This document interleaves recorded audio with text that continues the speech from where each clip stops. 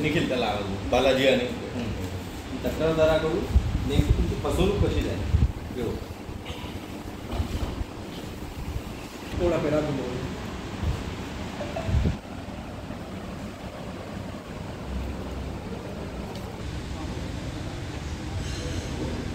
पत्र वाचलं स्कीम यांच्याकडे की हे आम्हाला माफ करणार आहे त्यांना ते निस्तरायचं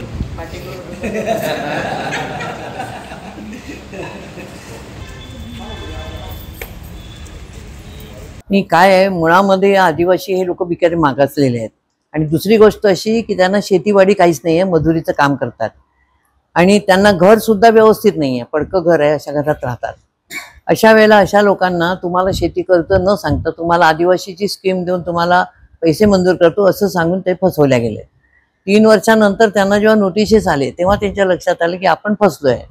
परंतु त्यावेळेला त्यांना कोणी सोबत केली नाही मग त्यांनी मागणी केल्यानंतर आम्ही स्वतः गेलो तिथे चौकशी केली आणि असं लक्षात आलं की कुणीतरी एजंट हे त्यांना फसवत आहे त्यामुळे या लोकांना न्याय देणं हे आपलं कर्तव्य आहे एक समाजकार्य म्हणूनही आहे किंवा एक समाजाचा एक भाग म्हणूनही आहे आणि म्हणून आपण त्यांच्यामध्ये पुढाकार घेतला आणि त्यांच्या तक्रारी पोलीस स्टेशनमध्ये नोंदवल्या बँकेत चौकशी केली बँकेमध्ये 100% बँकेने बोगस केसेस केल्या हे लक्षात आलेलं आहे दिलेला 7/12 हा सुद्धा प्रत्यक्षात नाही आहे आणि त्याहीपेक्षा महत्त्वाचं म्हणजे आदिवासींकडे जमिनीच नाही तर 7/12 कुठून येणार आहे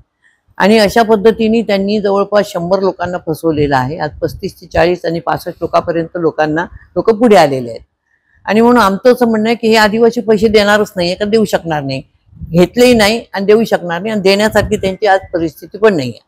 त्यामुळे हे कर्ज माफ होणे अतिशय आवश्यक आहे पण हे माफ होणे अगोदर ज्यांनी आम्हाला फसवलं आहे त्यांच्याकडून सक्तीने वसुली करावी त्यांच्यावर खऱ्या अर्थाने फसवणुकीचे केस करावी त्यांना जेलात टाकावं आणि पुन्हा भविष्यात असं कोणी आदिवासींना फसवणार नाही अशा पद्धतीची कारवाई होण्याची आम्ही मागणी केली आहे आणि गव्हर्नमेंटला आम्ही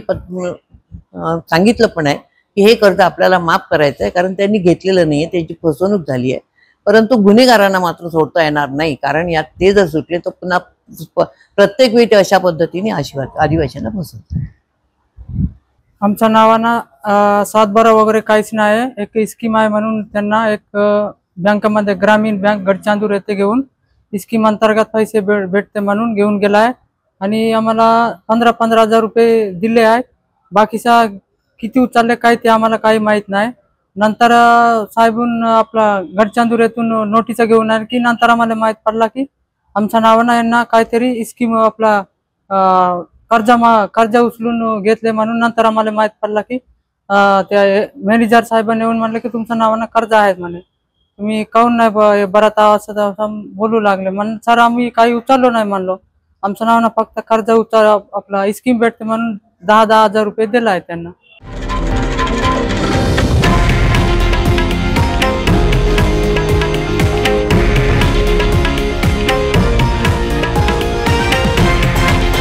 हे आहे देशातील नंबर 1 न्यूज नेटवर्क आणि आपण पाहत आहात TV9 मराठी, एकमेव.